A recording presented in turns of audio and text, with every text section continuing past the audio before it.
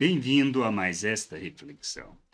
Nós temos que entender que nem todos crerão naquilo que pregamos, ensinamos e falamos. Podem reconhecer a autoridade, podem admirar pelo que nós fazemos, podem admirar pela maneira como nós fazemos com autoridade. Mas crerão? Nem todos crerão.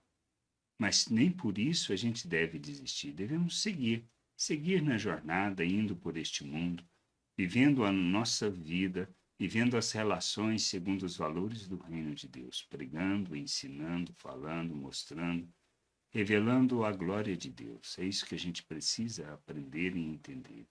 Por isso, quando a gente lê lá em Marcos 6, do versículo 6 ao 11, diz assim: admirava-se da incredulidade deles. Jesus falando sobre justamente as pessoas que lhes eram próximas, ou seja, aqueles com quem ele havia crescido e o conhecia.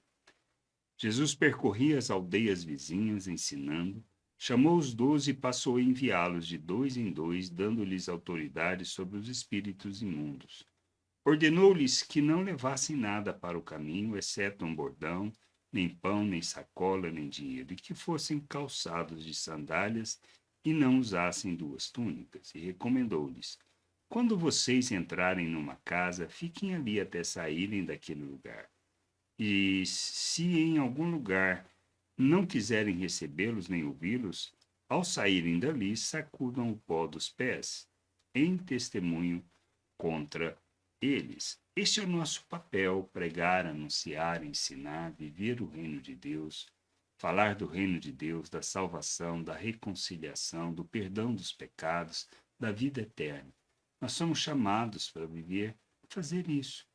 Muitos irão crer, outros, nem tanto, talvez muito mais os que não crerão do que aqueles que crerão, daqueles que entenderão e buscarão a vontade de Deus. A gente precisa ter esse entendimento e compreender que é uma questão de testemunho, de falar, de pregar, de anunciar, e a gente precisa fazer isso, seguindo a nossa vida, seguindo as relações, não medindo pelas pessoas se recebem ou não. Em todos os lugares devemos tratar todas as pessoas de todas as maneiras.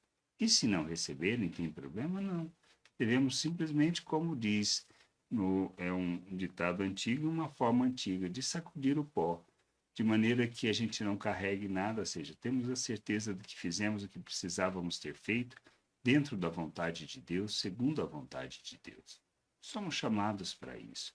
Viver o reino de Deus, anunciar o reino de Deus, mostrar os valores eternos, viver segundo os valores eternos e, principalmente, devemos seguir a jornada, ensinando, falando, pregando, mas não desistindo por causa da atitude das pessoas.